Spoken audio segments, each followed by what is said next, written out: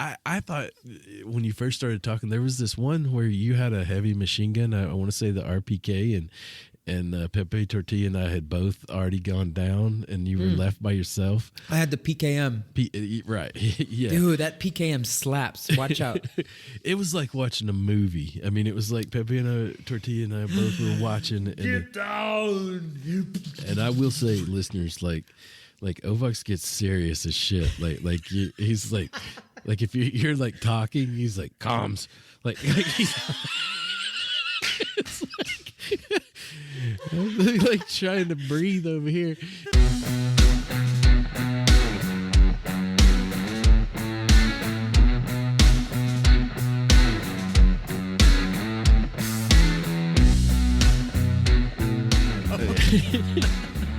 You may not have an answer for this because but I find like when you're wearing a sweatshirt and a hat and you're getting ready to like say jerk or possibly take a shit or something, like do you take that sweatshirt and hat off? Like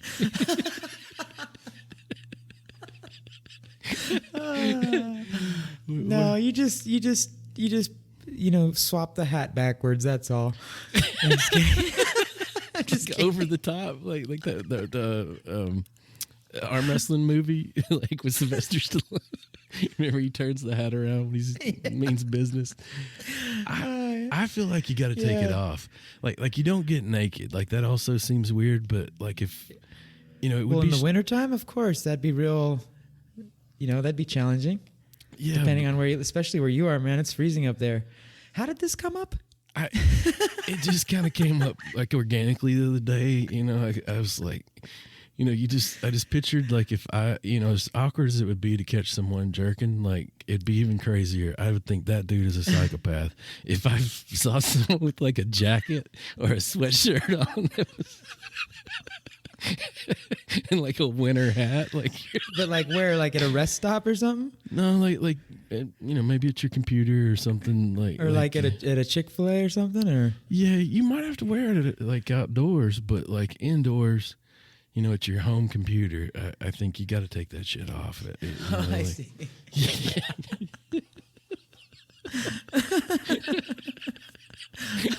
I guess we'll just leave this in the podcast.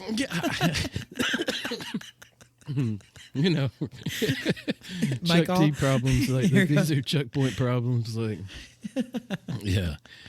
I don't know. I just think it's funny because you're I'm looking at you and you have a sweatshirt and hat on. I'm wondering if you actually have pants on now that I think about it. Which that's totally normal. It kind of cuts off their half chest, I'll be honest with you, I would feel more normal not having pants on, jerking than I would with a sweatshirt and hat. You can be as honest with me as you want. Just don't stand up, all right? I don't want to find out the hard way. I feel like the same rules apply when you're taking a dump. Like you gotta come out of that sweatshirt and jacket, or hat. Like, I don't know. I could probably do the hat more there, but yeah, pants off are kind of you gotta have your pants off in both these situations. So yeah. But this is a wonderful way to start the Christmas special. Well, it's cold outside, baby. It's cold outside. It's the most wonderful time of the year. Yeah. So next time you're making love to yourself by hand, just think about it. Let's crack this thing off. Welcome gamers, non-gamers, PvEers, PvPers, and even NPCs. This is the New Wave Gaming Podcast. I'm Ovox. And I'm ChukTomahawk. And we are very excited to be back with you here for our Christmas episode. I'm not going to call it a Christmas special because I don't know how special it really is, to be honest. We gave it about zero planning, but we do have a bunch of fun topics coming at you. Or at least fun... topics of discussion that I think we can get a bit nostalgic with and have some fun with, and et cetera, et cetera. It's been, I think, around maybe almost 4 weeks that we've been MIA. I had some family in town that took a bit of time out. Chuck, I think you've been busy too. It's with been crazy. Yeah, you're between states and stuff. Yeah, moving from North Carolina back to the motherland here in Tennessee. So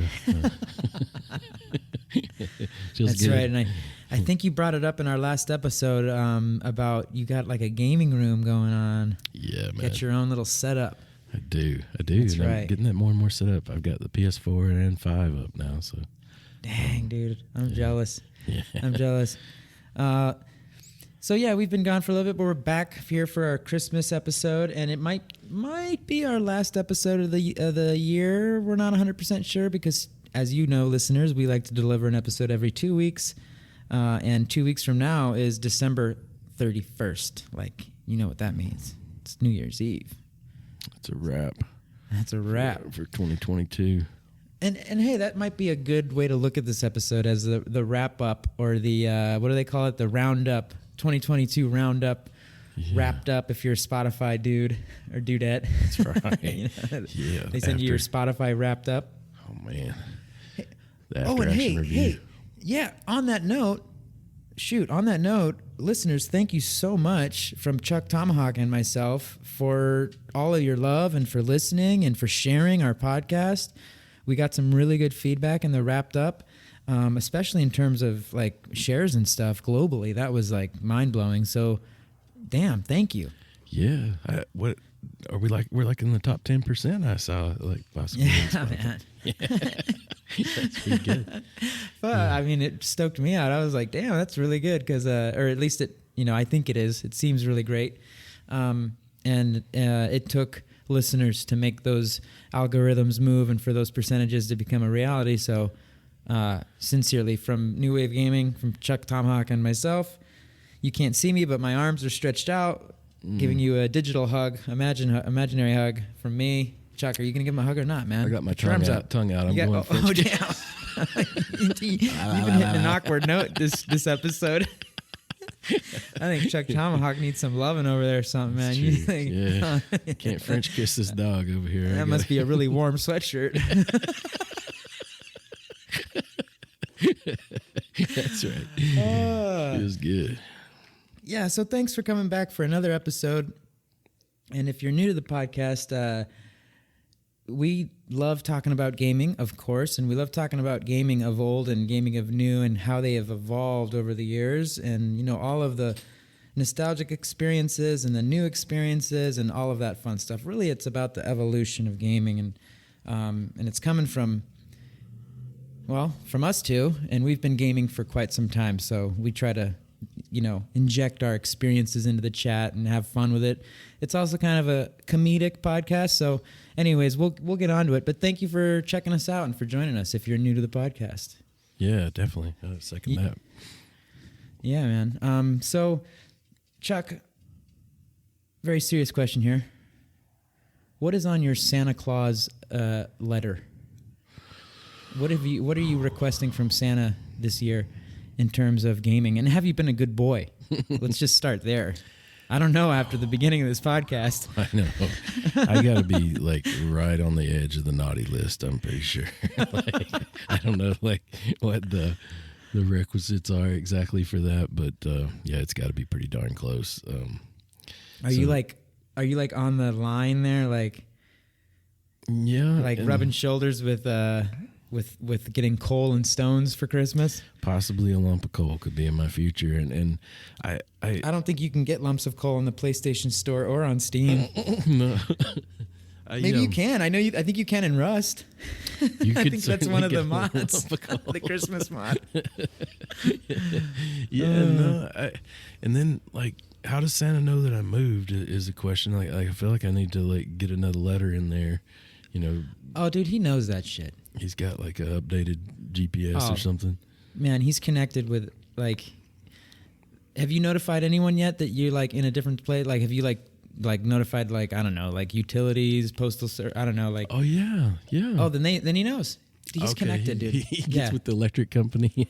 Dude, he's connected to all of that shit, the FBI, the CIA, NORAD. Yeah, exactly. Yeah. Naval Special Forces, SEAL, all that. He's connected with all those fools, man. Well, and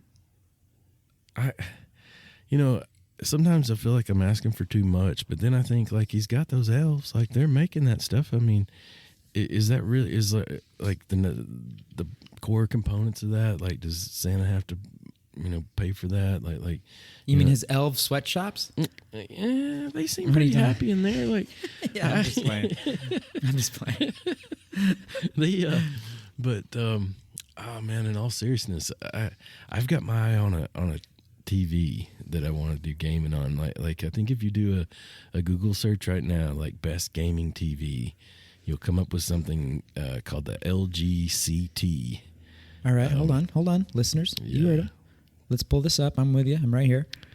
What is it called, Chuck? It's called the LG CT TV. I'm wanting the 42-incher, and on Black Friday, this thing was down to I think like $899, and probably it's sitting somewhere around $1,000 right now. So, yeah. Wait, it's an LG though. Yep.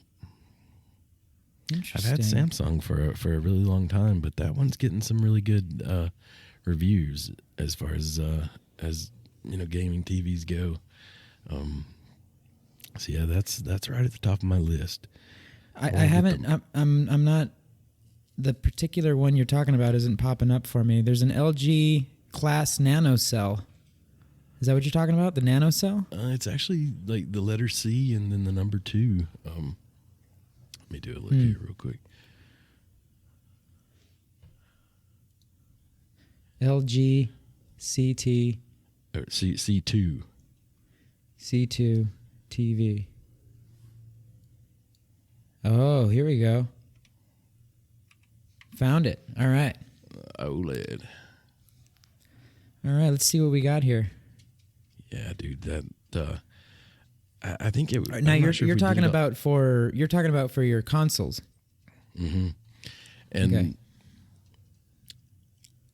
I don't know that every game like supports it, but you can get 120 hertz refresh rate on the PS5, and that TV will let you do that. Is kind of one of the main reasons.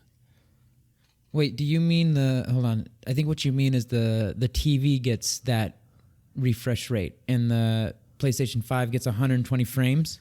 Is that what you mean? Because like it can do more than that. I think even. Hell yeah, man. Hell yeah. Let's see here. I'm trying to. Oh, it's okay. Anyways, that's awesome. I'm trying to find the specs here. I want to see what we're working with. Oh yeah, there it is. Okay, the native here we go, baby. It's got a Gen 5 AI processor, 4K, AI Picture Pro. The refresh rate is 120 hertz native on the TV. Uh-huh. So that means that the TV is capable of actually showing you 120 frames per second. So like if your system, if it's a PlayStation or whatever it may be, and I'll give you an example like with my laptop here in a second. If your PlayStation can do 120 frames per second, but your TV is only like 60 hertz refresh rate or 90 or 100, then it's not going to be capable of showing you the full potential in terms of frame rate of the PlayStation. Uh-huh. So an example would be as well like here on my laptop that I'm using right now, the refresh rate is 144 hertz of the screen. So if my little tiny laptop, if it was actually capable of giving me 144 frames per second, which it's not, it would be able to show me that. The screen would actually be able to show me that. But let's say my little laptop was capable of like with the GPU and the CPU and all that stuff. It had a nice brand new NVIDIA card, latest model, and it was capable of giving me, let's say, 220 frames per second. Well, I wouldn't actually be able to see those frames, that clarity, that smoothness, because the screen isn't 220 hertz. It's only 144. Uh-huh. Does that make sense? It does. Yeah. So in that regard, for a TV, like just a regular TV and not a monitor for like PC gaming, that seems really good. 120 hertz native, that seems dope. It should be a pretty decent addition, I would think, But that's- an improvement. Oh yeah, but that's good information for you to have though, like because when you understand the dynamics between frame rate and hertz and refresh rate on the monitor, it's very important to understand that so that you're getting those frames that you think that you have. Well, that you do have, but you want to be able to see it. You want it to be able to manifest via the screen, right? Mm-hmm. Like, what good is it to have a system that can punch out like 220 frames per second when the monitor can only give you 90 or 100 or whatever? So, I'm not 100% sure like Santa's going to come through with this. I've got a couple other things in mind, but I and it's kind of crazy because I do have like a bunch of TVs, like they're just older ones, So, but yeah, if I think if money was no object, that'd probably be the top of my list. And I think something our listeners should think about, and what I would think about as far as a second gift. I wonder if like the price of Bitcoin and all these cryptocurrencies being down has caused the people that were using graphics cards as GPUs as miners. Like, I think it's become unprofitable to mine crypto at this point. So you would think those are going to be flooding the market back onto the market somehow. you mean the GPUs? Yeah. I saw this video the other day. This guy had like 20, 30, 80 Ti's, and he was like, he had paid top dollar for them, and he was like, they were like half of what he was thinking he could get, like half of what he had paid at this point. Okay, so there might be some value in keeping an eye out for resold GPUs. Yeah. Graphics cards. Yeah. Okay. I would say most folks are just hanging on to them because those numbers are just so jacked. Like, it's just not, it's almost better to hold and hope that crypto goes back up, I guess. But, some folks are liquidating those. And I don't know that I ever understood how you used a GPU to mine crypto exactly. Like I know we talked a little bit about in our episode, like, they're kind of helping keep that blockchain going, and doing that math. But how does the graphics processor do that? I don't quite get. But I did see it kind of with my own eyes. It is the same thing.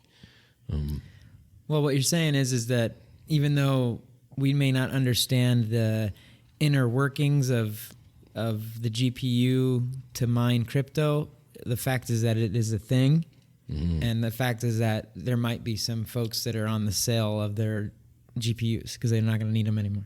Yeah, because I mean, that's kind of what you're saying, right? Yeah. Right. And when I was looking at building my current computer, they were super high for a while. Like, there was the shortage of them, and they were almost 3 times what they normally cost, and they kind of came back down to earth, a little bit, but we're still up some. And so I've got like an older computer back here now that I'd like to get upgraded in. I think it's got like a 1080 or something in it, and it sort of struggles to keep up with stuff. So yeah. Dude, my little laptop, dude, it's got what is it, like a 1650 or something like that. It's, hey, I can play Warzone on it. It does really good, yeah.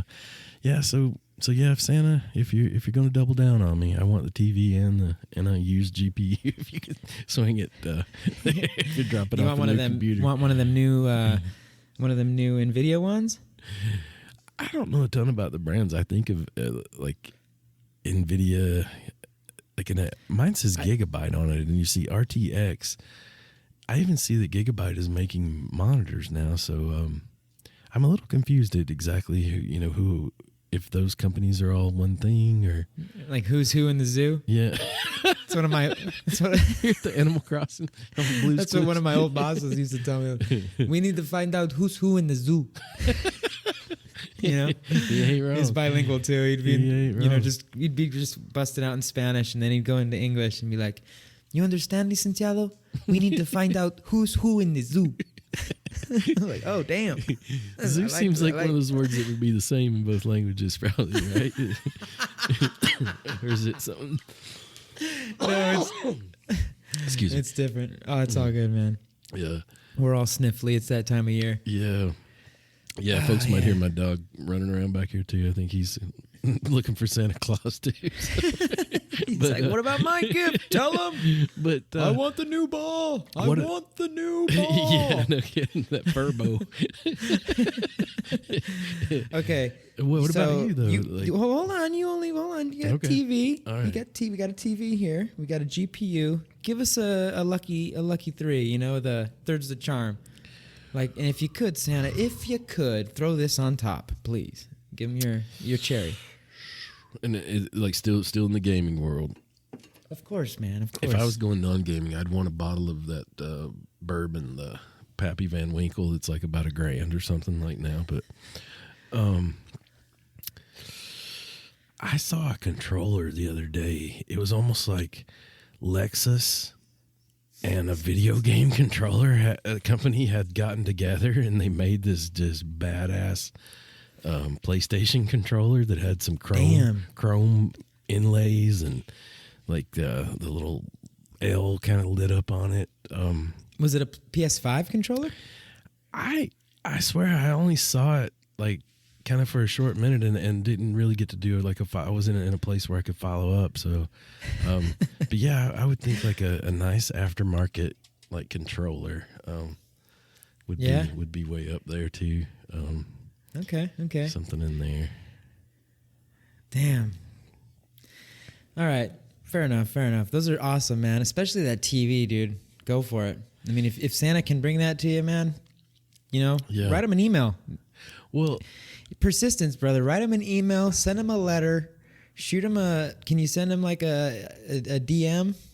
Well, what if I do this? Like I send him and we tell him to bring the other 2 things and tell him like word on the street is these TVs are going to go down right after Christmas. So, like whenever you're just coming into the off season, like, just, you could go ahead and drop the money off. Maybe just be like, look, when you hit your last house, just come back. Swing back. Swing back. I'll have cookies out. East Tennessee.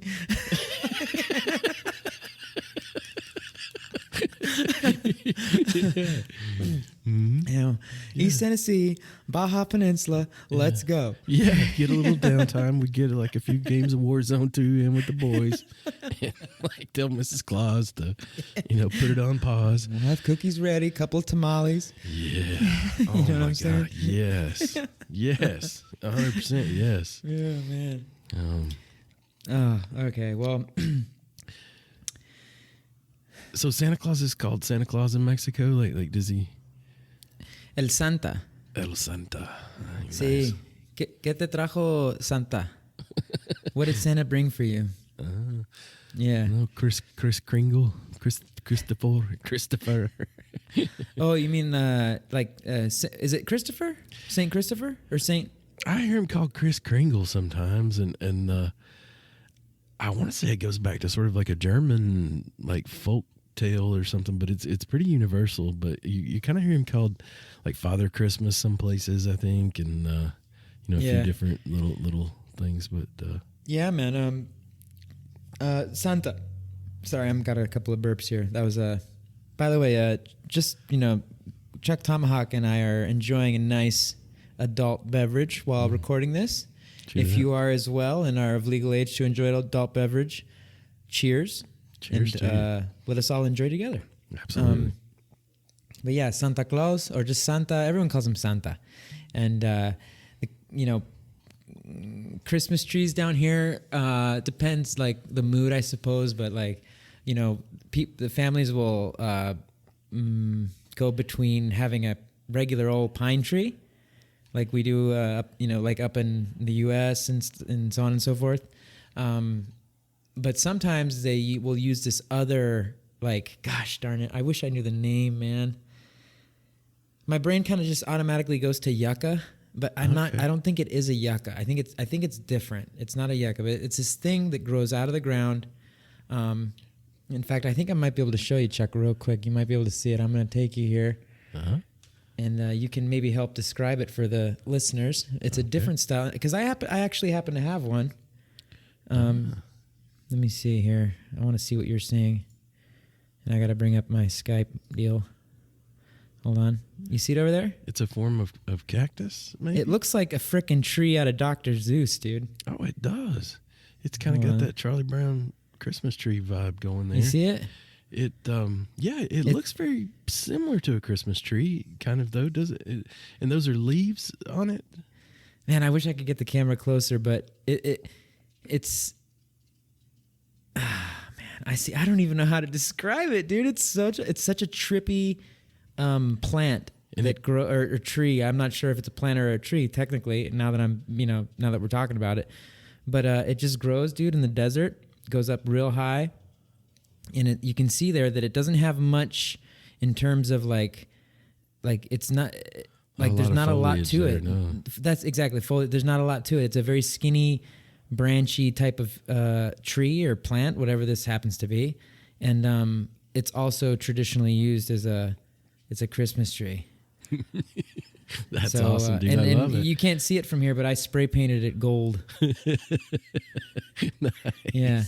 So nice. I gotta get some ornaments and some lights on it. I know I'm falling behind here. I should have done that a while ago, but I love that though. You know, one of the things I love seeing there in Mexico is when folks put Christmas lights on like what are they called? Saguaro cactuses, the ones with the big arms. Is that it? Is that what that's called? That could be it, dude. It's possible. I'm just thinking of that. You know those cactuses where the little owls live in them, and they're super old. Like it takes like 75 years to get an arm. Oh, you mean the Cardone? Yeah. Those Christmas lights on those. I think like it reminds me of like a Corona commercial or something when I see it. You know, it's just like totally. What you expect to see. You know. Yeah. Dang, I'm trying to find the name of that of what I just showed you, but. It's going to be too difficult to find that. So, anyways, we were talking about Christmas gifts, man. Is there anything else on your list besides those three? That's it. No, I definitely want to hear what's on your list. Like, what are you going to ask Santa for this year? I can tell you and the listeners what I would ask for him. I don't think he's gonna bring any of these things. You know what I'm saying? You've been naughty, you think?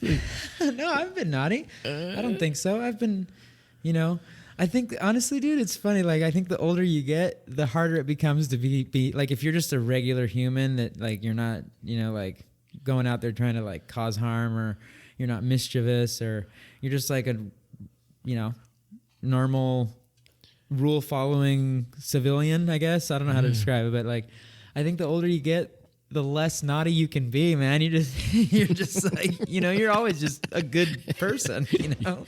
It's just kind of I mean, obviously there's caveats to that and nuances to that. No, I feel you. Like it's almost like that shouldn't be rewarded. It's just what you're supposed to do. It's kind of like saying, I've never been to jail. Like it's like you're not supposed to go to jail. Yeah, exactly. Good point. Yeah. But let's see I'm a PlayStation 5. Fuck yeah. Top of the list. Like, I need you to have one so bad to like teach me how to work my PlayStation 5. It's different, dude. It's so different. Like I was playing FIFA the other day and my buddy called, my phone rang and I was going to just get out of the game. I couldn't do it. I had to walk away.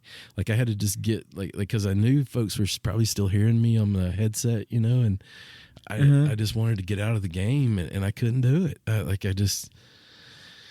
Like whereas used to the metric was kind of like you held down the button to kind of bring up where you would turn the power off. Now you just lightly tap it, and I'm like holding it like the old one, and I just can't get it. I kind of have it figured out now, but that particular day, frustrating. Usually, like I ask you or Pepe Tortilla, and like now it's like I'm on my own in this thing. But listeners, this is how you know that we are credentialed to talk about old things gaming, evolution of gaming, new things gaming, because we've been gaming for a little bit. It's true, and I feel like Pepe Tortilla probably already knows how to work it. Like even though he's never had one, like it just amazes me how fast he absorbs those things. Like Yeah, man.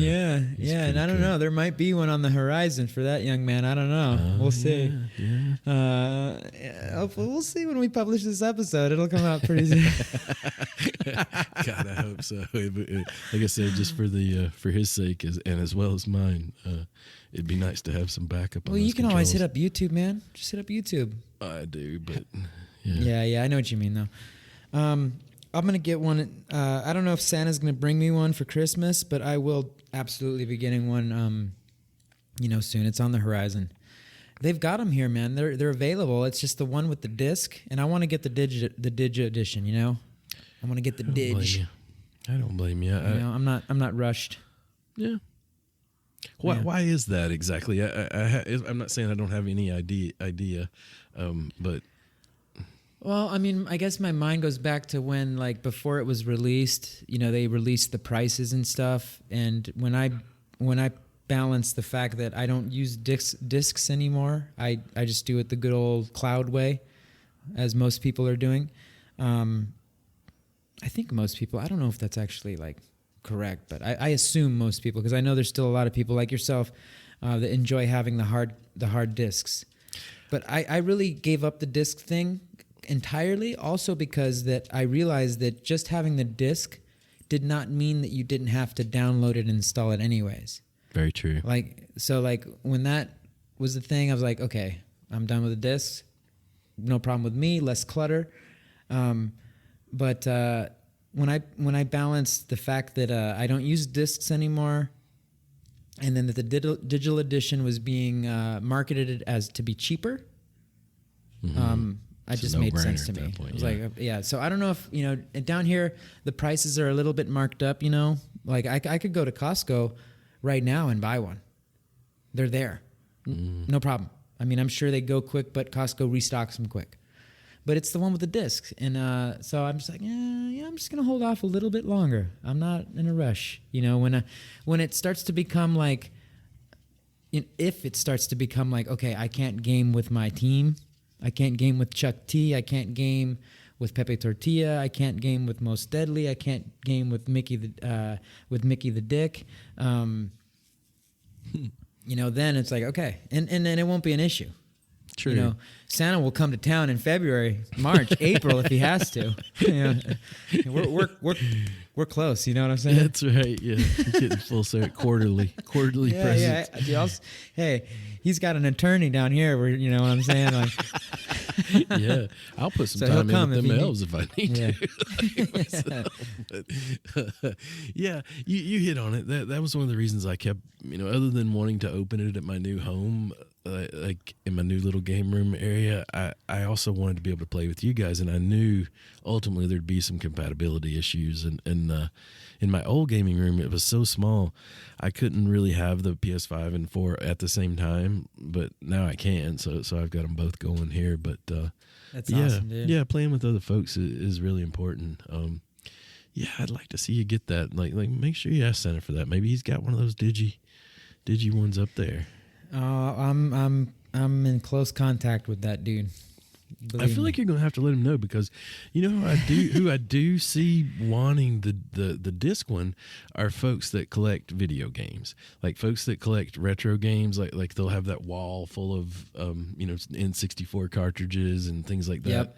They're the ones that one of my favorite creators is called CIBs, and he points that out. Like he did this video where he was going to buy the new Call of Duty. I think he's in Michigan. He was going to this store called Meyer, and he was like, "Don't come at me because I'm buying the hard copy." He's just like, "I'm a collector, all right."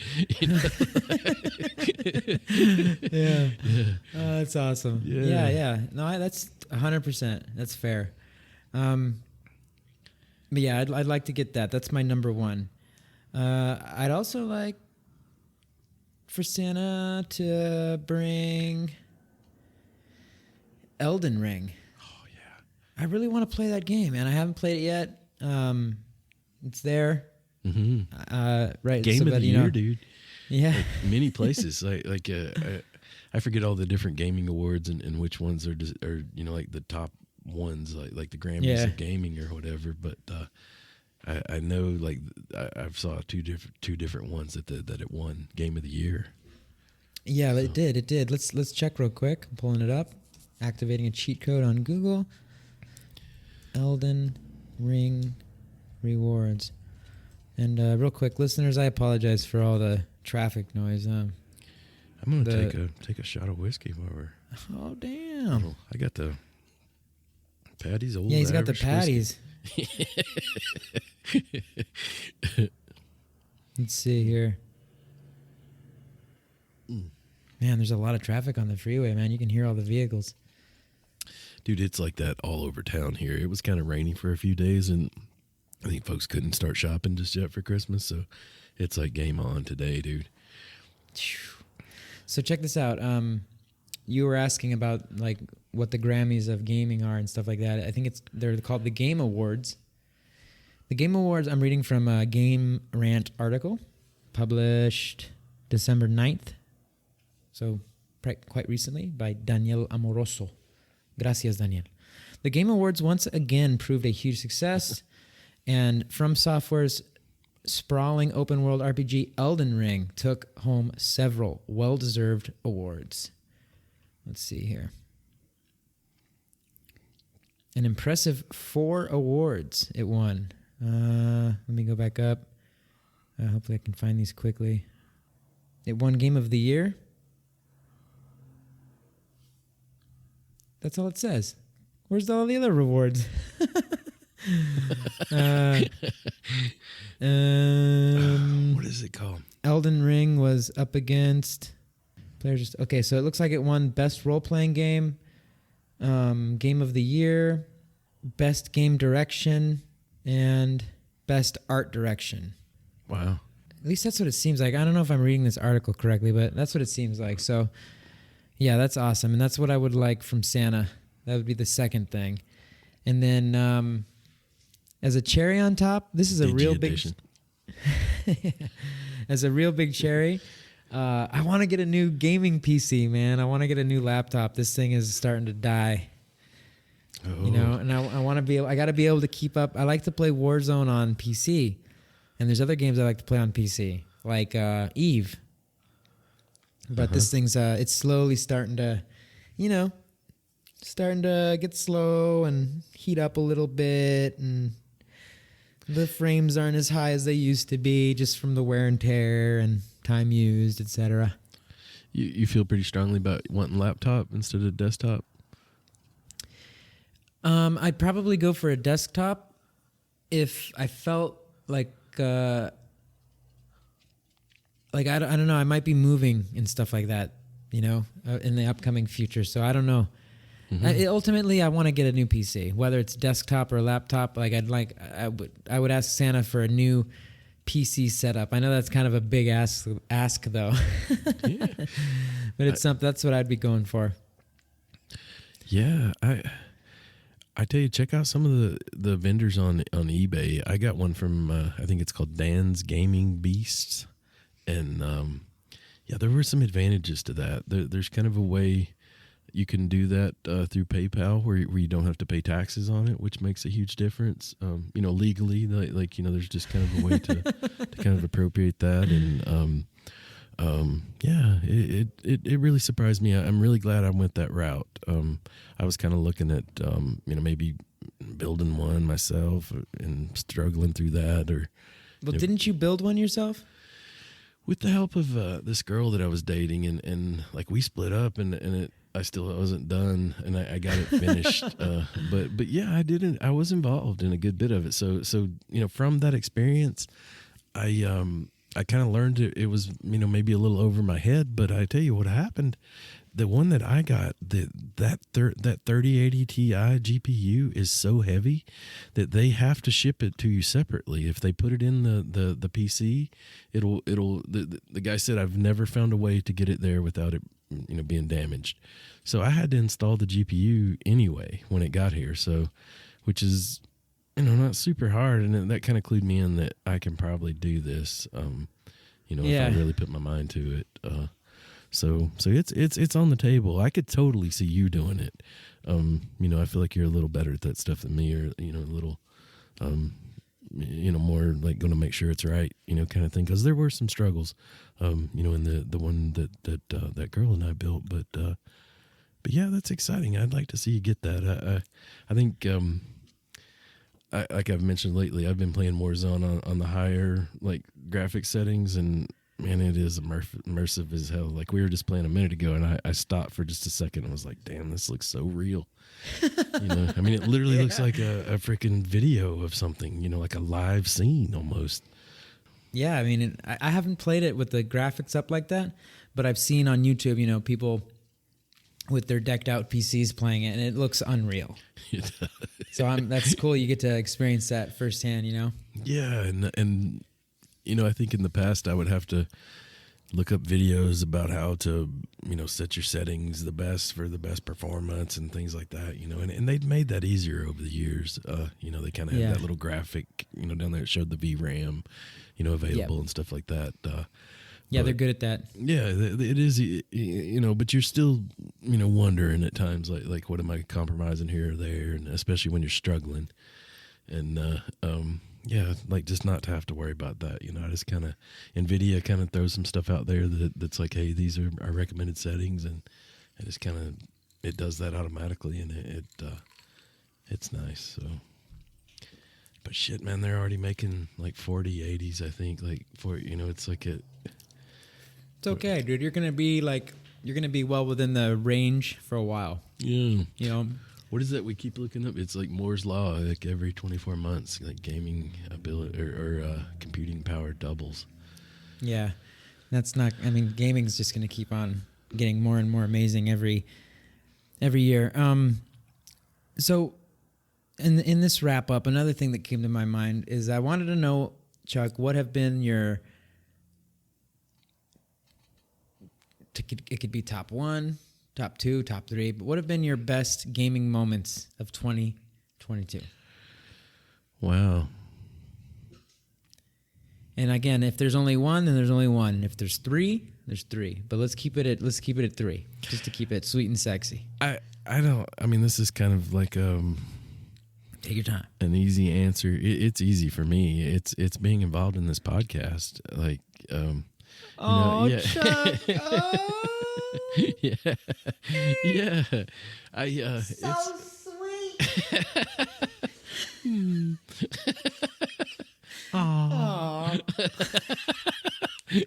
and I definitely don't just say that to blow sunshine up your ass. It's been like I've learned so much. Like I feel like we've kind of like established this history of gaming in a lot of ways, and yeah, it's just been super fun, and it's made me appreciate it that much more. And it I think sometimes as a grown adult, like I almost had like a little feeling of, when you talk to non-gamers, it's kind of like,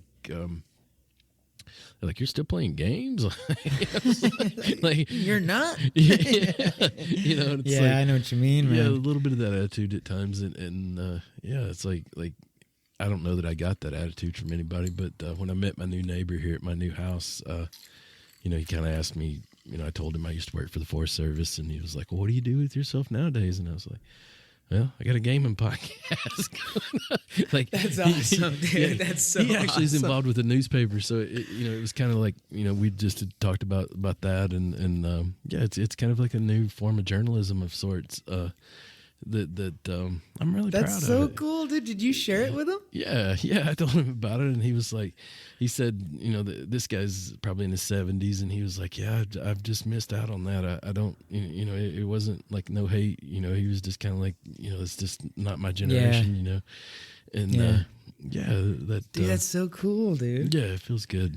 I've enjoyed that, like just because it even maybe games that I might not have really paid much attention to, but previously, like now I do, just because it might come up in an episode or 100%. Yeah, so yeah, that has to be it for this year. We probably started this like late spring, somewhere in there.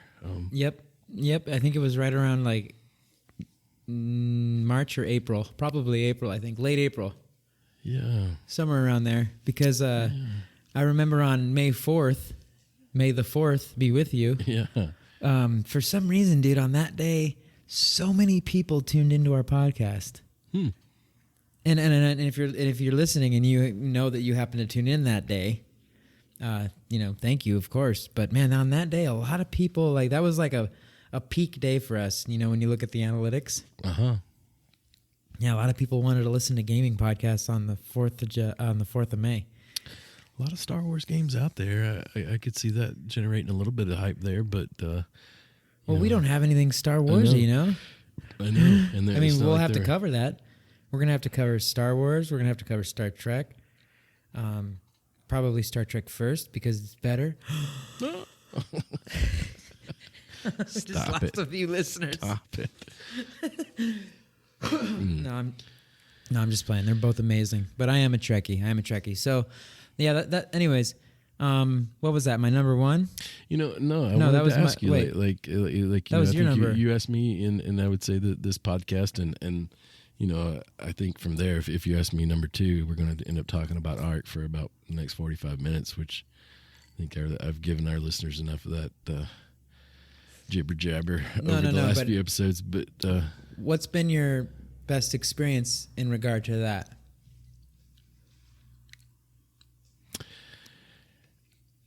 I think just like maybe transitioning from a new player that was sort of like a liability at times, I think, in some of our bigger missions that we were on or whatever, to kind of feeling more competent. I think it all started with the Cinemacrops, like kind of going through that process of looking for the really good ones, and just kind of getting that under me, like for that species, and then like applying that to new species that came out with the new map, and really just going through that evolution of learning that game, Man, deeper and what deeper. A game. Yeah, I think those like I think some of the most exciting moments are failures that I had, like in PvP, but I had a moment or two like where PvP was successful. Hold on. So You got the first one. The second one was what you described, that learning Ark well enough to become a team asset. Yeah, the come up in that, yeah. Good. Is there another one apart from those two? I think like when everybody's on Warzone, like when we've got the full squad together, and just kind of experiencing that. Like I don't necessarily like equate it to the new one. Like it doesn't feel like we've really tapped that one like we had the last one. We've had a few games now, and mostly in DMZ, but yeah, just that. Kind of having that, like a group of folks that we play together, and it's not like you're starting from scratch each time. With them, that's way up there. I have enjoyed those games, and it's kind of like I'm working, like even when we're not playing, like I'm leveling up guns.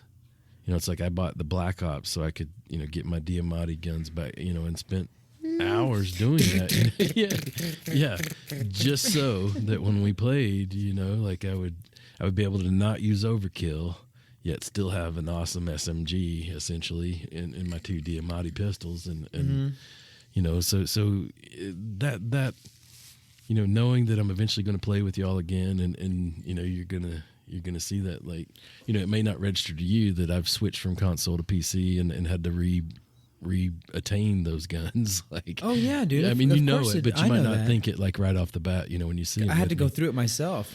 Yeah. I don't have the growl anymore. I'm always bummed about that. I lost my growl. Yeah. When I so I didn't mean to stop your momentum there. But no, that's definitely there, and I can't say I have like I've come as far in that as I have in Ark, but it's better. I do. It's always kind of improvement. I love the new mechanics. Like I feel like I'm going to do better in this version of Warzone than I did in the last, just because the time to kill seems to be adjusted a little bit in my favor. Yeah, man. I think we don't need to get into that. That could be another episode. Sure. Yeah. But I'm interested for you. Like what would have been some of the highlights of 2022 in your gaming world? 100%. Before we jump into that, the podcast has been great, man. And I feel the same way you do about it. I just wanted to mention that. And I'm really appreciative of all the gamers out there, gamers, non-gamers, PvEers, PvPers, and even NPCs that listen to us. Very appreciative of them. My number one was on Ark when you and I were defending the cave, man. That was insane. Yeah. Okay, so listeners, let me set the scene here. If you've played Ark and you've played it, a little bit, what map was that? Was that Crystal Isle? No, it wasn't Crystal Isles. It was. We were on Lost Island. And if you've played Ark, then you kind of understand how it works. But I'm gonna go ahead and describe it anyways for anyone that hasn't played Ark. But anyways, it's on all the platforms, even on mobile. But basically, I'm gonna try and describe this as simply as possible. If you haven't played it, it's an open world survival game. You just have to survive, and you survive against the natural elements of the maps. There's dinosaurs that you have to survive against, and that you can use and you can tame. And then there's other players, and you can play in PvP or you can play in PvE. And we like to play in PvP to have that extra element of difficulty, anxiety, suspense, whatever you want to call it, fun. Yeah. So anyways, we get set up in a really dope cave on this map called Lost Island. And I think there's 3-4 of us in the tribe. Mickey the Dick, Pepe Tortilla, ChukTomahawk, and myself. And at the time, we're in this cave, but the cave is particularly, it's in a vulnerable spot, to be honest, because it's a place where new players can spawn in very quickly, and they can find you quite quickly. It's an open world game. You spawn in and you explore, so it's easy to find this cave. But what makes it unique is that when you go through the tunnel, the cave tunnel entrance, it kind of goes, imagine a tube. You walk through a tunnel, it's a tube, and then it goes underwater for a second and then pops out. So that little section, okay, so yeah, it would go underwater for a second, it would pop out, continue, and then it would open up into this huge area, and that's where we had built our base. Was that on Lost Island, or that's actually on Fjord? Or I'm sorry, you're right. Okay, it's same situation, but forget the water section, listeners. I'm sorry, you're right, Chuck. Thank you. Yeah. So forget the water section. It's still same scenario. It's a long tunnel, and it opens up. So again, like, long story short, we're in there. We've got a nice base built. At the time, I was the only person online. And in this game, it's a continuous server, so the game is always going, right, Chuck? Right? Like, even if you sign off, if you turn the game off, the server's still going, and all of those people that are playing on the map, whether they're friends or enemies, they're still there. Right on. Yeah.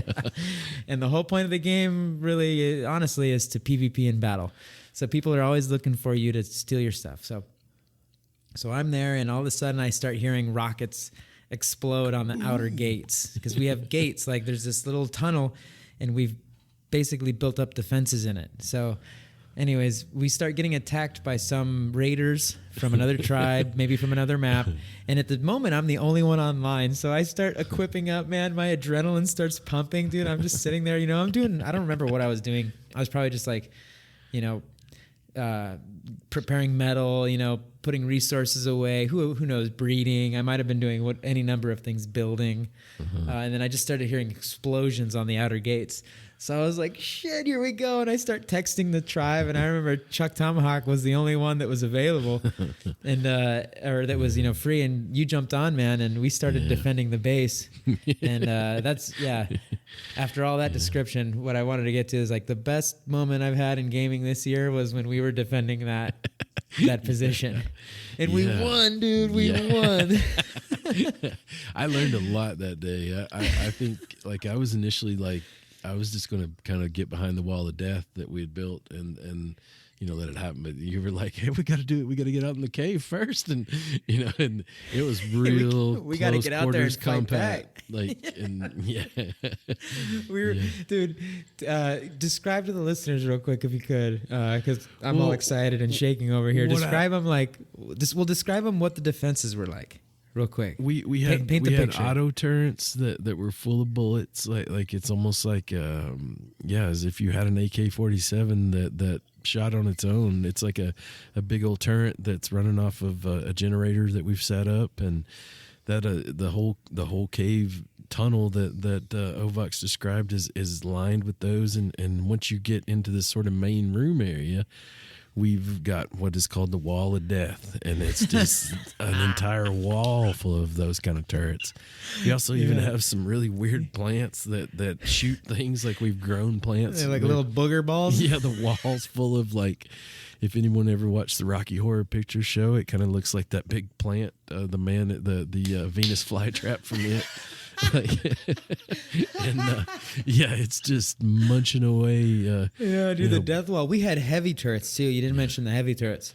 Oh yeah, but we had heavy turrets up turrets. on the large wall, or no, the large gate frames. Mm-hmm. They just sit up there on the heavy turrets. We had the tunnel lined with turrets. We had Volanosaurs. We had plant species X, I think it is the one that shoots the booger balls. Mm-hmm. And anyways, that defending that cave and then being successful and fending off the raiders, that was the best, like, most adrenaline, like when I remember turning off the console that night, just going, fuck, that was fuck yeah, dude. We just it was fun. Pull up. I think part of that is like, I felt like you had, maybe in the year leading up to that, like acquired those skills, to know what to do. And I was really just still in the stage where I was kind of just building things and dinos and hadn't had a lot of PvP. And yeah, like I say, I learned a ton, from what to do. I never knew that the other folks were going to build a raid base that actually had a generator and some turrets of its own. And that just seemed, it took so long for us to get to the point where we had a generator. It just blew my mind that somebody would have one, just to bring along and set up somewhere, for a raid. And a fob. Yeah, that they call them operating fobs. base. So I agree, wholeheartedly. That was one of the funner moments. I do think, like, once we got offline raided afterwards, right? Like once we left, they eventually made their ways in there. That's right. We did. We fended them off, and we eventually called it a night or whatever, And then the next day we woke up and they came back. Yeah, that's Ark. Yeah, I agree, because it's almost like when I mentioned, like, one of my favorite moments, like, kind of becoming more of an asset than a liability.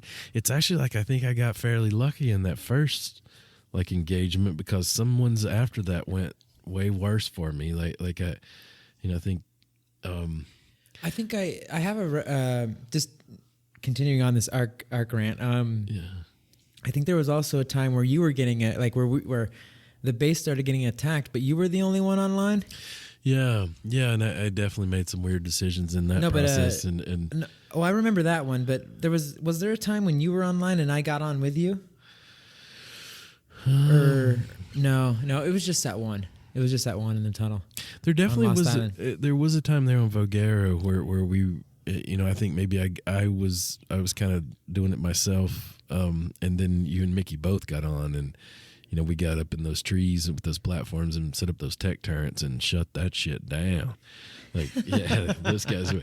But it's like, I think your Giga fell off the cliff, and I went and got it for you and just didn't really think to go put it up. And later on, I lost, I died out in front of those folks and lost it anyway. So, I think we were really trying to save our genetics, like where we had raised those things. And it took me a while to realize, like, what is valuable and what do you really not want to lose? And isn't that nuts, dude? Yeah. Ark is so complex, man. Like, there's such. yes, there's meta decisions that are so impactful within the game that like you don't even realize it until you've become like a seasoned player, you know? Oh, true. And the gravity of those things. Like, it's just like we played Warzone a minute ago and yeah, I mean, I can't like think of this specific example, but I'm sure I made some mistakes, but it's kind of like, oh, well, crap, let's load back in, but on there, it's like, I mean, it's super uncomfortable. It's like, you get on and you're like, well, where's our, it's everything's gone. Like, I think there was that one instance where like I wasn't at the base, even though I was online, everybody was thinking, John's online, so we won't get offline rated. And like, I remember that. I had gotten this thing that I'd tamed a lepleurodon and I was getting these boosted drops and it lasts for like 6 hours. So I was just flying around getting these badass blueprints and shit, and I just couldn't leave it. And like when everybody gets on and they're like, what the fuck happened here? And like, no one ever said like, why did you, but just the mood, it's not like, you know what I mean? Yeah. And it's just, there's like an awkward silence. Like, yeah. No, and dude, I know what you're talking about. And it's like, it's not a directed mood. It's a community mood of, dang, we lost our stuff. It's not like we lost our stuff and it's your fault. Yeah, no, it's not. It's just no. And I'm saying that kind of like just to say it in general for anyone that like plays Ark and can recognize and can relate with us, or anyone that goes to play Ark in the future can be prepared for these like impactful moments. Yeah. But I'm also saying it to you in a way like it wasn't like like I hope you never felt like we were like. No, it's just like it's like, oh man, we lost that. It's gone. And especially to you guys. But I've also I don't mean to interrupt, but I've also been in your position, dude, where I felt like we lost it and it's my fault. Yeah. Like feeling like everyone's just judging me right now, and like, nah, man, don't feel that way. Like for the next time or whatever. It's just when you lose everything in the game. You lose everything, man. It's just like it, and it's so detrimental, especially if, especially if what? I mean, how many examples do we have? I swear, at times too, especially with breeding. I don't know if you've ever experienced this with your dad, but like there were times like my dad would be disappointed in me about something that would have been easier that if he'd just give me a whipping or something like that disappointment, like in me just, it's like I said, I think I never heard anyone say like, this is your fault or anything like that. But, that personal responsibility type feeling and imagine like how this could be just the opposite. You could be like, oh my God, like how did you, look, I see where you killed like, a 103 level, it's like, damn, that's awesome, dude. Like, or like, maybe if I just had done anything different, so those like that is so unique to that game.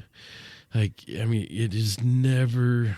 This is not going to happen in Warzone. I mean, there's times we're disappointed, like, damn, we almost won that one, but that lasts for seconds, dude. That situation, it's like we've been building up that base and now it's all gone. And it comes in waves. Like it takes you a while to even realize what all you've lost.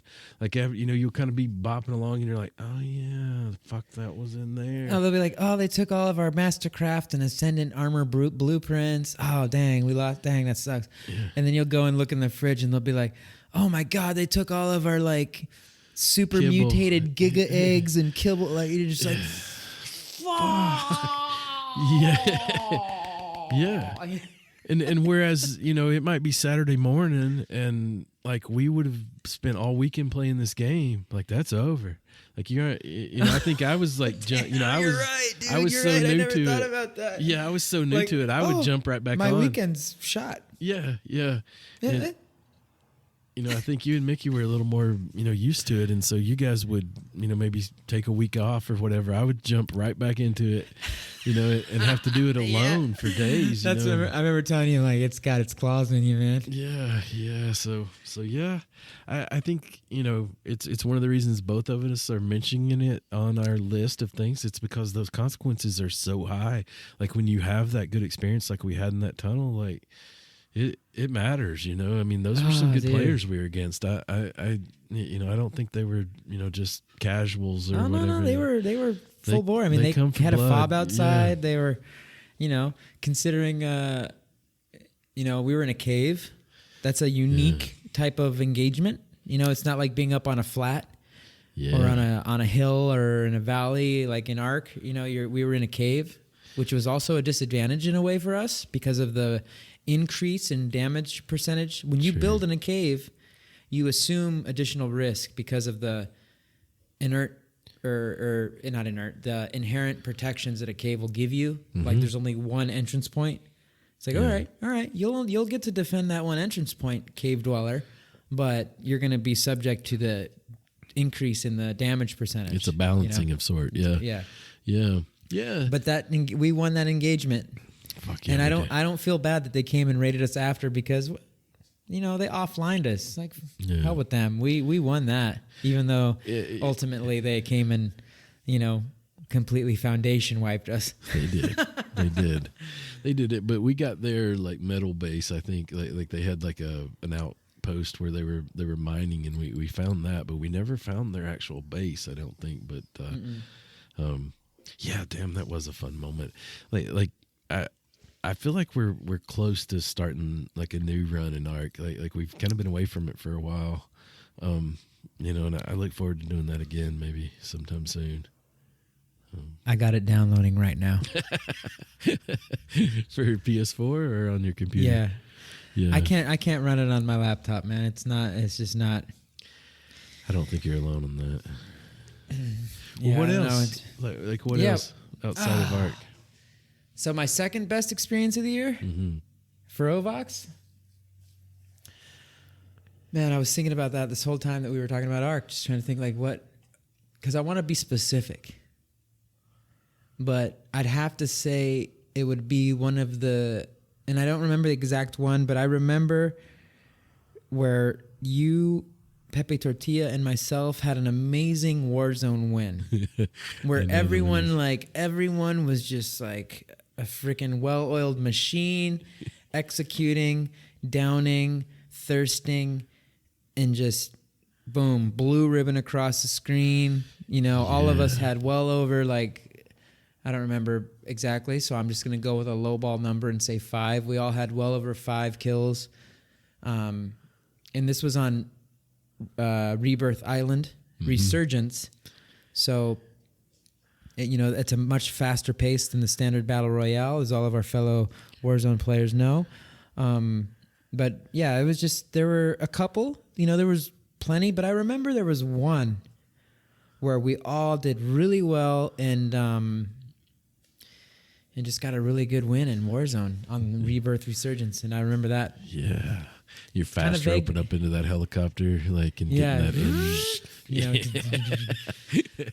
I thought when you first started talking, there was this one where you had a heavy machine gun. I want to say the RPK, and Pepe Tortilla and I had both already gone down, and you were left by yourself. I had the PKM. Right. Yeah. Dude, that PKM slaps. Watch out. It was like watching a movie. I mean, it was like Pepe and Tortilla and I both were watching. And get down. And I will say, listeners, like Ovox gets serious as shit. He's like if you're like talking, he's like comms. Like he's it's like trying to breathe over here, and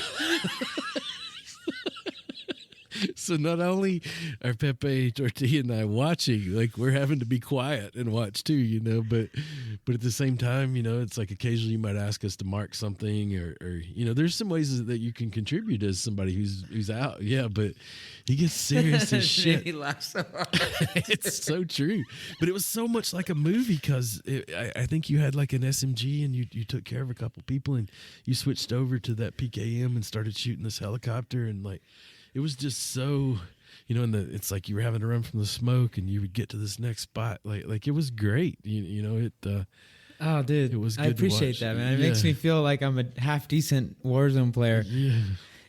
I got it. Well, we all did because we won, but we got lucky that helicopter happened to contain the last team. So in the PKM, when you mod it right, it has a 200 round clip or 200 round box magazine type of thing, you know. So I just remember pulling that thing out, aiming at the freaking helicopter, and just round the clip hasn't run out yet, and then it just went down and we won. Hell yeah! But you think about it, like they've kind of got the angle on you at that point. I mean, unless you had the right gun, like if you started trying to shoot that thing with a Mac 10 or something, like you ain't going nowhere, like and yeah, those are good moments, and I agree with you. You just mentioned something, man, and I think that's a good point. Like, if I hadn't had the PKM, if I hadn't had that weapon with the 200 round mag thing, it may have gone a very different way. Oh, dude, because they probably would have just like hunted me with the helicopter.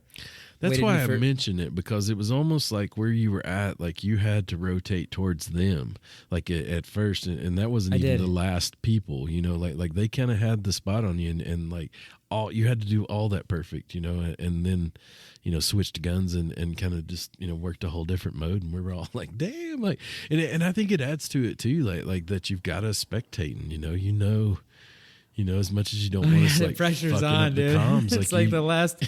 Like a penalty kick in the last game today at France and Argentina. Dude, not to deviate, but the EA Sports predictor is predicting, man. It's dead on again, isn't it? Yeah. Do you think Argentina's going to win? I haven't. Say it now. Like, everyone's listening. I'm for Argentina, and yes, I do. You're for Argentina? Fuck yeah, dude. Don't come back to Mexico, cabrón. What? Like, why would you be for France? Quédate allá, güey. Dude, like France, like people in France, like I've always heard they don't like Americans, so like I think. No, I'm just channeling Mexico's sentiment. If you look on Facebook down here, everybody's rooting for France, man. Oh yeah, so it's like the king of the Latinas, I think, like kind of thing. Yeah, I could see that. Mexico's what they would say in Spanish, ardido. Which is just kind of like, I forgot how to say that in English. It's just kind of when you're like butthurt. Yeah, it's the way it feels. I kind of quit watching once the U.S. got out. Like I've probably watched one more game, but I probably will watch that final. Was it today? Is it today? Like 2 o'clock? No, it's tomorrow. I think you're right. I think it might be tomorrow. Yeah. I'll definitely watch that, and I've still been playing FIFA on that. Like. There's tons of people on there, more than usual right now. Of course. Yeah. So I've been enjoying that. That's fun as shit, dude. Like still fun to me every day. What were we talking about? We were talking about best moments of the year. Best moments. Warzone. Yeah. That was the second. Yeah, the Warzone. I don't know if I have a third, man. I've been in. What would be a third? See, if it's not coming up to me naturally, then I don't have one. Yeah, you don't have to force it. I'm not going to force it, right? No, and yeah, I think that I've been enjoying the crap out of Ghost of Tsushima. I've been enjoying. I've been playing the Uncharted games because I'd never played them before. They've been fun. All the they're all remastered. I got that one that comes with the first 3 Uncharted all in one. It's like a bundle. I got the 4th one as well. I'm going to play all those. Like I mentioned a second ago, Chuck, I'm re-downloading Ark. Fuck yeah. I'm excited for that. Ooh, I can see it. I can see it in your left eyebrow. Well, let's, did you ever have a friend when you were young that had it all, like had all the goods, like the, what I'm painting a picture of is that, let's say that person. When Santa Claus always pulls through for your friend. Yeah. Well, so if we were going to get something for, let's just say that difficult to shop for, has it all already, type gamer in our lives, like what if that person was in our lives, like what would we get them? Like things that come to mind. Like I see a lot of they're like collectibles. Like you can get like a full-size Master Chief helmet, like from Halo. Like I'm picturing like a big like cardboard size cutout of themselves or something. Oh wait, I know. Well, where does this come from? Just Curious. Like yeah, you're saying, all right, but you're kind of referring to like, what do you get a gamer that has everything a gamer needs? Yeah, exactly. Is that kind of what you're saying? Yeah, Okay. Yeah. Yeah, and preferably. God, that's a hard one, man. Like feel free to go humorous with it. Yeah. I'd get him a beanbag. Dude, beanbags have come a long way. Have you saw those giant new ones?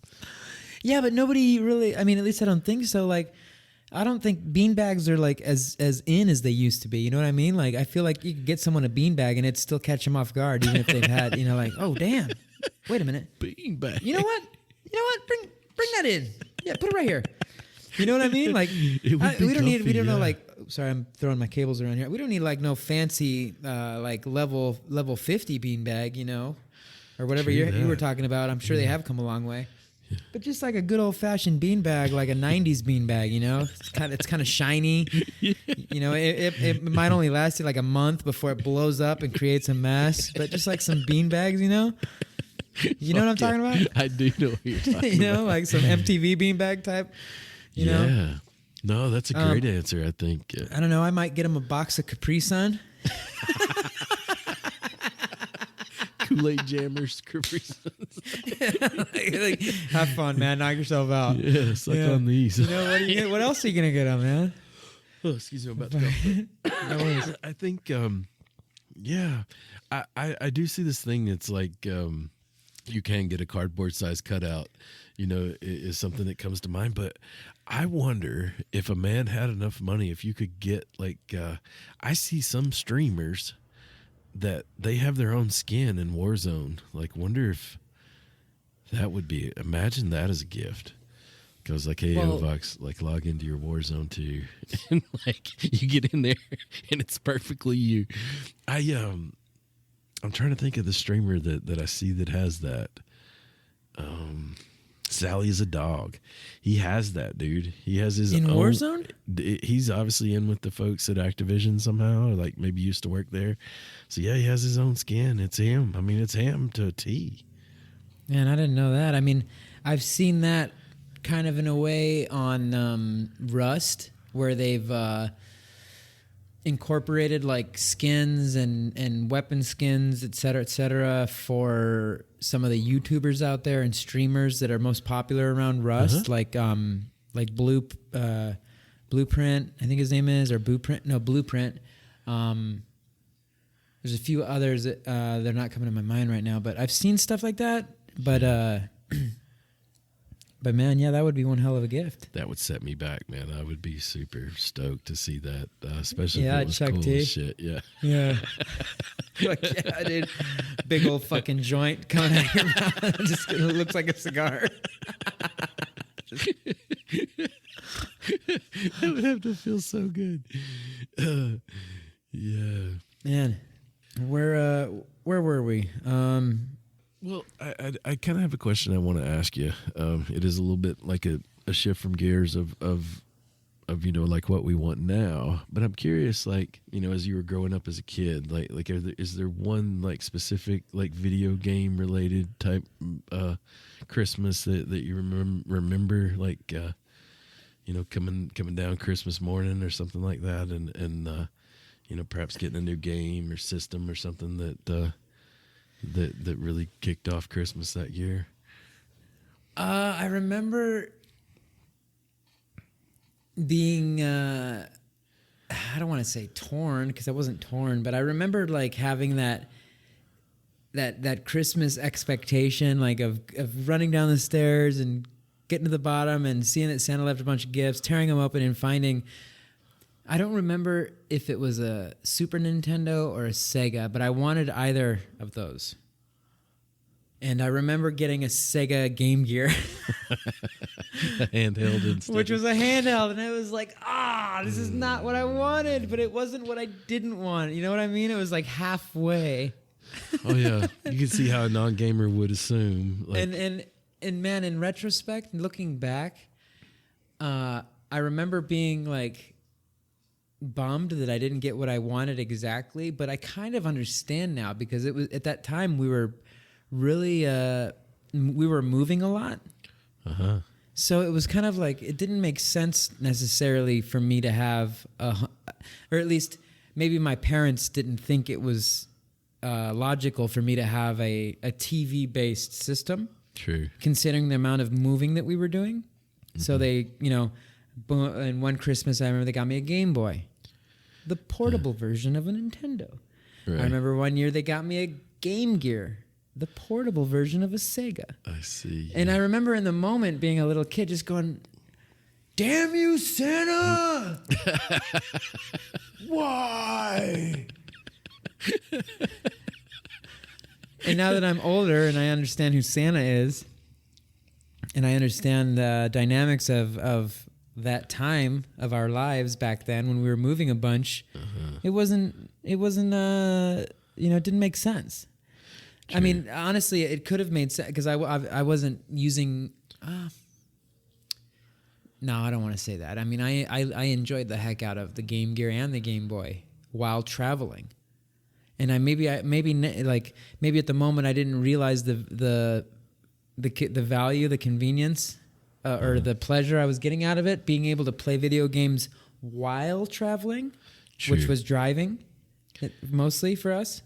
It was driving. So, and when you have a Nintendo or a Sega Genesis home console, you can't play it if you're not on a TV. No, not so you're in an RV and back something. then we're talking mid 90s, a little bit of the early 90s, mid 90s, that whole range. Uh-huh. So yeah, those were my video game Christmases. It was one of them revolved around the Game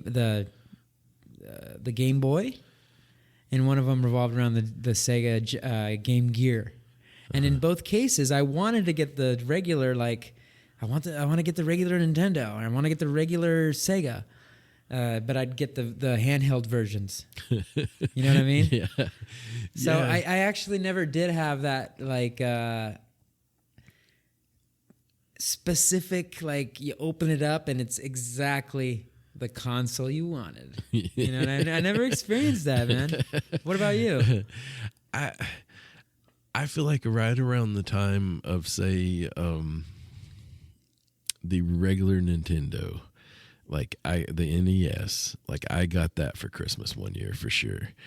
And one of my distinct memories of that situation is that was the one time of year that I could convince my parents to play a round or two of whatever I was playing. I remember playing Kung Fu kind of distinctly, and just seeing my mom and my dad have to do that, and I've noticed about them with electronics, even up until my dad passed, and when I would still be trying to show him how to text message or something, he had this attitude as if he was gonna if he hit the wrong button it was gonna explode somehow or something, so yeah. So he was real cautious about doing something, and my mom's really similar, and just being yeah, it was kind of like a, did you get your game set up? And I'm like, yeah, you want to play? And most other days, the rest of the year after that, they'd be like, I don't do good at that, and just kind of blow me off or whatever. But Christmas,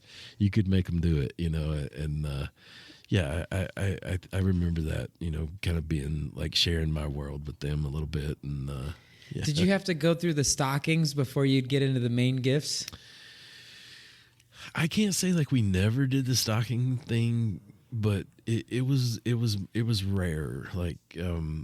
So no. And to be honest with you, if you really say, they're around not Christmas Eve, but the 23rd, if you could just, be huffing and puffing and saying you were bored as shit, you could almost lobby my parents into opening one gift. They would be under the tree, and, you're just you're out of school and you got plenty of time. And, we've got all these plans on Christmas Eve and Christmas Day to go visit our grandmas and have dinners and stuff that really weren't, super exciting for me. And yeah, so I would lobby to, could I open one gift and you knew which one was video game related. Like You were looking for the big square. Yeah. Yeah. A little heavy, not too heavy. Yeah. And you'd go for that. And yeah, I have to say my parents went to great pains to ensure that I had a great Christmas, and there were a lot of Star Wars action figures involved in those things, and I typically like tried to return that favor. I would try to use the crap out of whatever they got me, that I'd asked for, even if it didn't turn out exactly like I'd hoped. Like the box had like of a video game. How we've talked about that, like. That's all we had to base on. You're looking at the Sears wish book or whatever, or JCPenney wish book, and you kind of had this picture. You had to, it was like, well, shit, Mega Man looks pretty damn cool. And then you get it, and it's like, not exactly that. There's something to that. There's something to be said about that. Like, just, learning about games back then versus learning about them now, and the emotion behind getting a game. Then versus now. Like there was a lot of, I remember I'd go over and stay the night at a friend's house or something as a little kid and be like, and I'd see that they'd have like, the Street Fighter or the Mega Man, as you said, or they'd have the latest Donkey Kong, or Donkey Kong 2, or, they'd have the Super Nintendo with, I'd see these games via my friends and what they had. Depending on where I was in the world, where I was, when the younger I was, the more we were in the U.S. And I remember I had a few friends there during like the first years of elementary that I'd go stay with, and this would have been early '90s. So the Super Nintendo was out, the Sega Genesis was out, and those were kind of like the newest. I think the Nintendo 64 wasn't quite out yet. And I'd see what they were playing, and I'd be like, "Man, I want that," Fuck yeah! And that's like where the emotion would start building up for the next Christmas season. Mm-hmm. And that's all I would have. That's you can't go onto YouTube and be like game with little dude that shoots lasers out of his X-Men or not X-Men. Mega Man rather. Yeah. Mega Man. Oh, and then you start learning about Mega Man, and you can go on to Amazon, and you can like, hey, I'm going to order Mega Man on you. None of that was even remotely even conceived of yet. Like all you could do is maybe go into town and like find a Nintendo Power magazine, or hopefully like wait for the weekend and during the Saturday cartoons commercials, see what video games were being promoted. Like getting information on these things was limited, so you'd get a little bit of intel, or you'd see a friend playing so-and-so game, and you'd ask them which one it is, and you'd get the name, you'd write it down on a note with a pencil or a crayon, whatever you got in your back jean pocket. And then you just get back, and Mom, Dad, Santa, here you go. Please, I want the Super Nintendo, or I want, And then with this game or that game, and it was even with the Nintendo 64, it was the same. Absolutely. Even with the Nintendo 64, it was the same. Internet wasn't really a thing. It wasn't a thing. Same deal. So I think something that was going on that I don't know that really registered to me, but I noticed over the years, like November, like early November, is kind of a release time. If there's going to be a new console coming out or a new game, they're going to want to catch that Christmas season, like kind of like when we did our Atari episode and talked about how some of those Warner Brothers CEOs kind of made some money based decisions about getting that certain games out around Christmas and things like that. I don't know that completely, because of the reasons you're stating, like the lack of media surrounding it, you just didn't really maybe put two and two together there. But, I notice it now. Like it does seem like November's kind of a time to release things and especially catch the Christmas season, even if it's not November, October, that end of year, kind of thing. So, I think that's a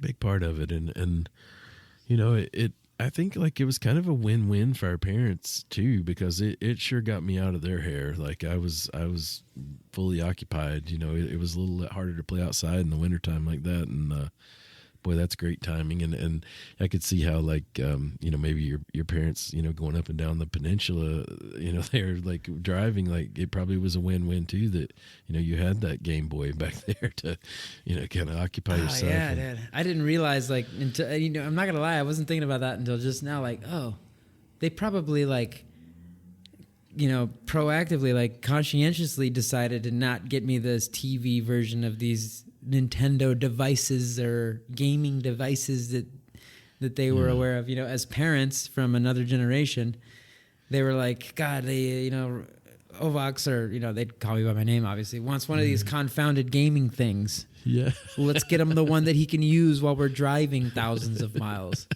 And for me, that was just like, no, I don't want that thing. I want this thing. Yeah. But I didn't get it. Yeah. But I'm grateful. Yeah.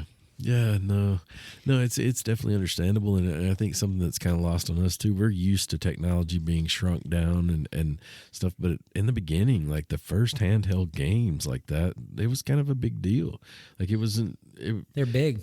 Well, and also like the games that, like the other handhelds that existed, it was kind of just one game or something. It wasn't like a system like that, so. You're right. You're 100% right. Yeah. Like, in fact, not to go off on not to sidetrack, but there was a time there where everyone was trying to jump on the handheld gaming train. Mm-hmm. Right around there when the Game Boy had come out, and then the Game Boy Color, the Sega Game Gear. I remember there were a bunch of handheld. There's a particular brand too. I think it started with the letter N. I don't remember now, but is it? I don't remember, but they'd be handheld games with only one game on them. Yeah. And there was one brand that was particularly like successful. I don't remember what that was. Yeah. Let me bring it up real quick. Let me see if I can find it. I know, like probably even leading up to that, something my Generation X kind of thinks of is like Mattel would make these handheld games, like football and. I think it was Mattel. Yeah, and they would just literally be a little blip on the screen. I mean, you had to use a ton of imagination to get a football game out of it, and it had just really rough sounds and graphics. But it was handheld and very similar to the size of like a Game Boy or something like that. Mm-hmm. So I'm trying to find the name of that company that made these. There was a really popular company out there back in the day that had these single game handhelds that were super popular. Anyways. Yeah. Yeah, I think, just to kind of wrap that topic up, one of the things I remember of getting that new system is like what soon followed. I probably got mom and dad to play a couple times. And after that, it was a marathon gaming session till the dawn. So yeah. I was going to play that thing till my fingers bled until someone made me go to bed. And usually they didn't on Christmas, like you could get away with a lot right there. Oh, man, there's just food and pie and stuff to eat and just game all night. Man, those are the good times. Yeah.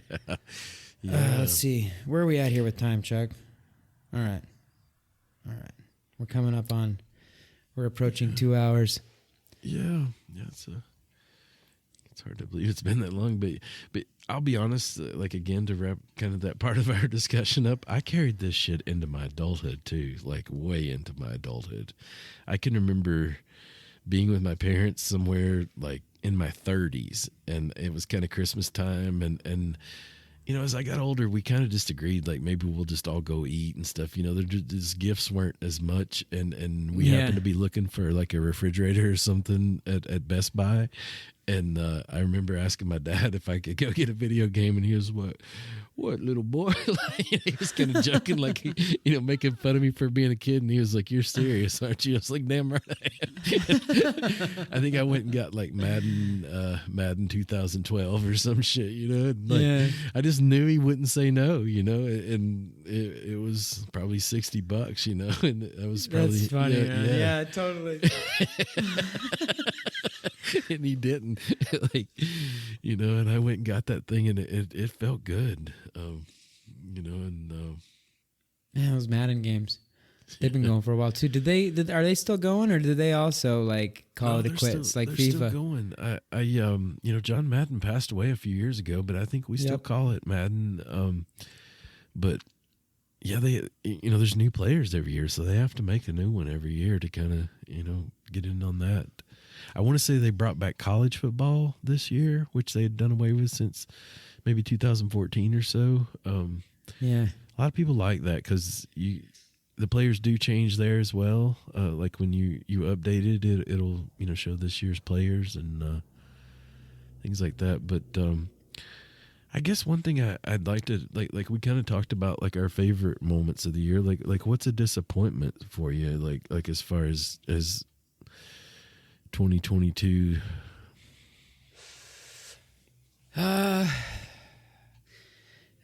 2022 gaming disappointments.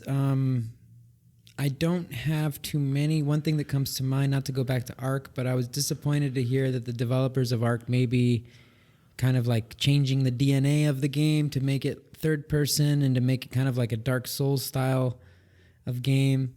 That was a disappointment. I really hope they do not do that. That was going to be mine. I was going to base it more around like that. I think when we started the year, we were expecting.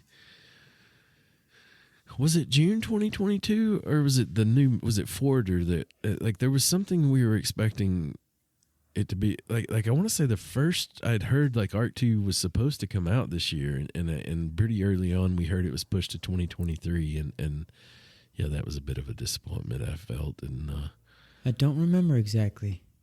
Yeah, I think I don't think there's been a proper release date for Ark yet. Ark 2, sorry. Ark 2. Yeah, definitely hearing like some kind of surrounding that, and I think I don't remember a ton of disappointments either. I know. Yeah, there was a tad bit of a disappointment with the FIFA, kind of changing hands there the way it has, but I'm also kind of excited to see what comes next with that, like we talked about in our last episode, and yeah, I don't remember too awful many. Yeah, that's it really. That's it. Yeah, it's been a good year. I mean, if we think about that, for sure, it's an exciting time to be a gamer. I kind of feel like, I don't know crap about what in the hell the metaverse is or Web3 and things like that, but I'm seeing things that I feel like the future is possibly going to hold, that gamers are going to have a leg up on. And I'm kind of excited to see where that goes. Me too, man. I'm excited to see where gaming goes. I'm excited to see where VR goes. See it get a little bit more developed and, I guess just developed and get out there so that because just like any new tech or any new system or platform, they come out, they're very expensive, not necessarily accessible for all of the regular humans. But the more the tech advances and stuff, prices start to drop. They get better, more reliable. So I'm excited for VR to advance more, to become more available, more accessible, more developed. I'm excited to see how the PlayStation 5 continues to develop and the games that come out on there, even though I don't have one yet. I'm excited for the games that are releasing. There's a lot of really cool open world games coming out that I'm excited about. Uh-huh. There's a lot to be excited about as a gamer, just like you said. Yeah.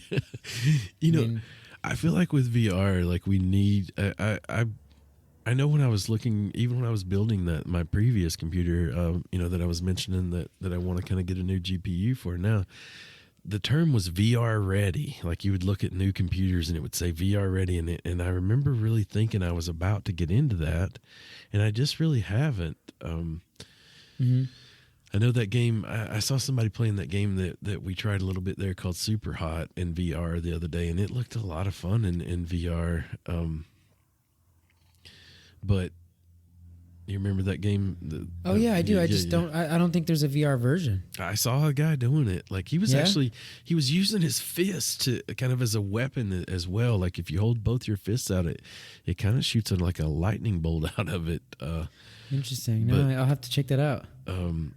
one of the reasons I kind of revisit this VR topic is I saw somebody post the other day, like, we've got to start protecting like these boomers that people put on VR, because there are tons of videos on YouTube and places of people just beating TVs and falling it. I've seen them, dude. I've seen some of them. Yeah, Dude, I've seen it's some. horrible. It's so dangerous. Like it's like the one I'm thinking of especially. There was a guy, he was on top of the skyscraper and he had walked out on this plank and he just all at once jumped into the TV and it tore the TV up. It looked like it hurt him. Like, yeah. That's funny. Like, we need tethers for people on VR somehow. Because it looks dangerous as shit. I know, I was talking to my buddy, one of my friends spent the night and helped me do some work here at the house, and he has a son, and he said that, like, he got an Oculus and it caused him to have to clean his room, like, for the first time in ever. Like, he said, I haven't seen the floor in my son's room in years, and he said when he got that VR, he had to because he was just have the room. Yeah. That's hilarious, man. Yeah, that'll be a game changer when we get into those things. But yeah. Well, let's wrap this one up, huh? Let's do it. Is there anything else you wanted to bust out? Is there anything we're forgetting? Let me double check my notes here. I think, just making sure Santa heard me about those gifts. In case he's listening to our podcast right now. Chuck, I hope you get all of Santa's gifts, and I hope everyone out there listening gets the gifts that they've written Santa for. Hope everyone out there's been nice and not naughty. Mm-hmm. Rather than naughty and not nice, or however that goes. That's right. Or both, whatever floats your panga. Whatever floats your boat. Just remember, when you're getting ready to get down to business, take your sweatshirt off and your hat, folks. even a hardcore gaming session, you might want to. Take your hat off. Disrobe, yeah. Yeah. Really? No, I don't know about that, man. Just you're getting excited. Just a little bit. Let me turn the camera off first. That's right. I hope everyone out there has a great holiday season, a very Merry Christmas, and a Happy New Year. Hopefully Santa brings you everything that you're looking forward to. And we really hope you enjoyed this episode. We kind of just got it going on the fly. Didn't really have an outline in place like we usually do. The holidays have been hitting us with some holiday action too, so we've been a little bit MIA. So we really just had to wing it on this one, didn't we, Chuck? That's right. Not our first podcast, brother. We got this down. But it is the best one ever that we do. Yeah, that's right. Yeah, out of all of them, we take the most serious. The only one. That's right. Oh my gosh. Before we, do you have anything left? Anything else, Chuck? No, I think that's it. I definitely want to wish everybody a happy holiday, and if we don't see you again before the end of the year, we'll definitely be seeing you in 2023, and excited to see where we can take this thing in that. Oh yeah, we'll be getting much more out. Many, many, many more episodes to come. Maybe one on December 31st, New Year's Eve. Maybe not. We'll see. We're gonna see how that pans out. Merry Christmas, everyone. If you enjoy our content, sincerely, we would be super, super appreciative and super grateful for any love you can show us on your favorite podcast app, wherever you happen to listen to us on, whether it's leaving a rating or a review or a comments on our YouTube page, Facebook, anything. It really helps us out, especially the reviews and ratings on Apple Podcasts and Spotify and Google Podcasts, Amazon Music, wherever you listen to podcasts. However you can show us support there. Am I right, Chuck? We would very much appreciate it, because it really does help us get out there. It gets us to more listeners. And it just, we're doing this the good old-fashioned organic way. So we're really depending on you, the listeners. And we are sincerely very grateful for all of the listens, the shares, the likes, the ratings, the reviews, whatever you can throw our way. Absolutely. Yeah, I mean, you could put it on the wall at a bathroom or something. Like, you're sitting Like at a rest stop? yeah. Yeah, You I'd got your fucking do it. sweatshirt and hat hanging on the hook there. And a Sharpie right there. NWG 100. Let's dude. go. I New wave hate to say, gaming, as a baby. Forest Service employee, I've people have written on the wall with doo-doo more than I'd like to tell you that I've had to get off there. So, yeah, maybe not that. Like, use a Sharpie for sure. Great way to end the podcast. Yeah. Well, and Happy one point holiday. about that too is like if someone writes something with doo-doo, I'm going to read that because like obviously You know it it. meant something to them. No. So- Yeah, you got to read it, but it is a shitty situation. You know? Yes, for sure. For all parties. All right, everyone. Gosh, Chuck, I love you, man. Love you too, brother. It's been fun. Yeah. Happy holidays, everyone. And just don't forget to take off your sweatshirt and your hat. That's right. Over and out. All right. All right. Love you guys. Peace.